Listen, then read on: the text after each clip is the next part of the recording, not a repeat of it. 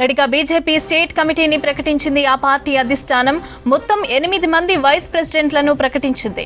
Vice president గా బూర నర్సయ్య గౌడ్తో పాటు కాసం వెంకటేశ్వర్లు, బండ కార్తికారెడ్డి పేర్లను ప్రకటించారు. 3 జనరల్ సెక్రటరీలుగా అవకాశం ఇచ్చింది. 8 మందికి సెక్రటరీలుగా ఛాన్స్ ఇచ్చింది. ఒక చీఫ్ స్పోక్ పర్సన్ కు అవకాశం ఇచ్చింది. మోర్చాలకు సైతం అధ్యక్షులను ప్రకటించింది బీజేపీ.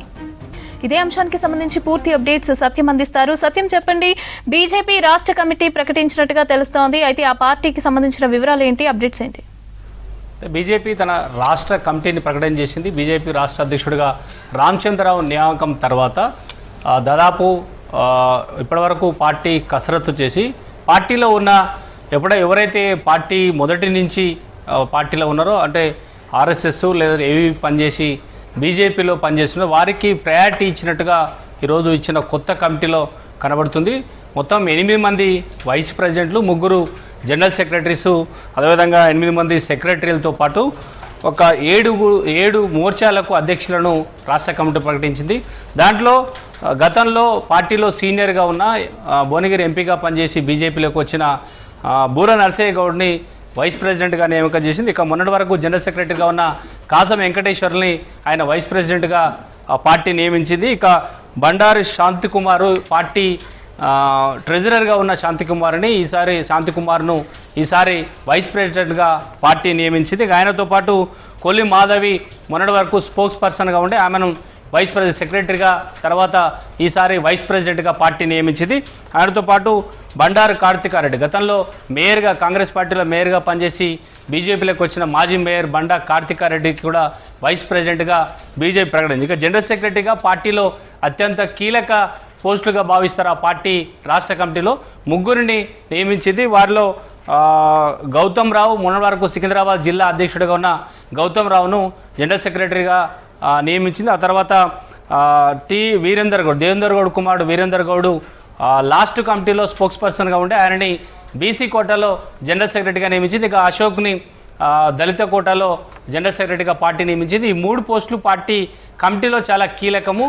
రాష్ట్ర కార్యక్రమాలు, ప్రెసిడెంట్ కార్యక్రమాన్ని కూడా ఈ 3 జనరల్ సెక్రటరీ చాలా కీలకంగా వివరిస్తారు. ఆ 3 పోస్టులో కూడా ఒకరిని ఓసీ, ఒకరు బీసీ, ఒకరిని దళితుడిని 3 నియమించారు. పాత జనరల్ సెక్రటరీలు అంటే గత కమిటీ అంటే బండి సంజయ్ కమిటీలో, అదేవిధంగా కిషన్ రెడ్డి కమిటీలో పనిచేసిన మాజీలకు ఎవరికి అవకాశం ఇవ్వకుండా ఈ జనరల్ సెక్రటరీ ఈసారి మొత్తం 3 కొత్త వారికి నియమించడంతో జనరల్ సెక్రటరీల విషయంలో కొత్త వారికి ఎక్కువగా అవకాశం ఇచ్చారని చెప్పొచ్చు. ఇక సెక్రటరీల విషయంలో గతంలో బండి సంజయ్ పీరియడ్లో పనిచేసిన కొప్పు భాషకు, అంటే ఎస్సీ మోర్చా ప్రెసిడెంట్గా పనిచేసిన కొప్పు భాషకు ఈసారి సెక్రటరీగా నియమించారు. ఆయనతో పాటు బండారు దత్తాత్రేయ, అంటే మాజీ గవర్నర్ ఉన్న బండారు దత్తాత్రేయ కూతురు బండారు విజయలక్ష్మిని సెక్రటరీగా నియమించారు. ఆయనతో పాటు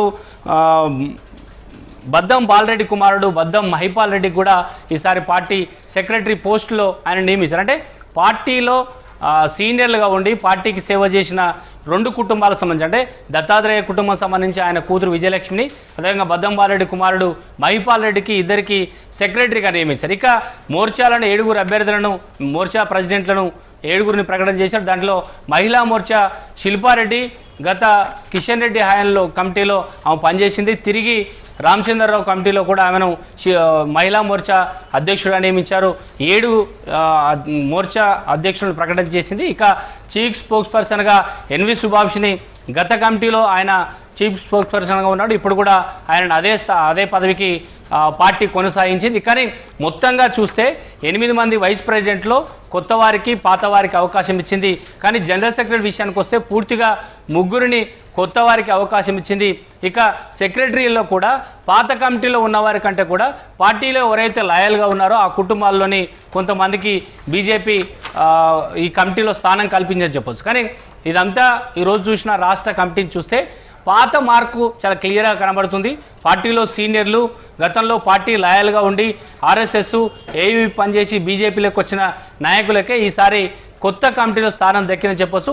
ఇతర పార్టీ నుంచి వచ్చిన వాళ్ళు 1-2 మినహా కొత్త వారికి ఈ కమిటీలో స్థానం లేదని మాత్రం ఇదంతా పూర్తిగా గమనిస్తే చెప్పొచ్చు. బీజేపీ మరోసారి పాత వారికే పెద్దపీట వేసిందని చెప్పొచ్చు.